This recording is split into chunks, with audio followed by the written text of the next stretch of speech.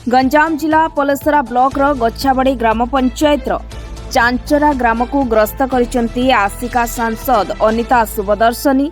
से आज ग्राम को चली जाई लोकों को भेटिया बेले फेरिला बेले एक ट्रैक्टर रे फेरिथिले, जहार भिजुआल एबे सोशल मीडिया रे भाइराल होता बेले एबे भी चांचरा ग्राम को सड़क नथिबा जणा पड़िछि।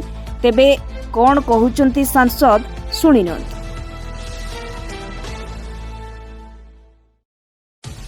देखो आज्ञा मु बारंबार कही गत 24 वर्षर सरकार उत्तराधिकारी हिसाब रे आमे किछि समस्या आम कांधरे बोहिकी आनीचु। से लोक अंचल को मु निर्वाचन समय रे जाइथिली जीवार कणे चलिबा भी आज्ञा सेठी कष्ट करबार पलसरा ब्लॉक रो चांचड़ा बोलिका जो आमे जाइथिलु सेठी आज सकाळे चलिकी जाइथिली। लोकों पाखरे सरकारी योजना अपहंच से रास्ता रे छोट छोट पिला माने स्कूल यातायात करूचंती, रोगी माने सेथिरे बुहा होइकी आसुचंती। निश्चय अत्यंत कष्ट लागिला, अत्यंत दुर्भाग्यजनक। मो अधिकारी मानक सहित कथा होइची आ खूब शीघ्र मासे भितर सेठी रास्ता काम आरंभ होबो।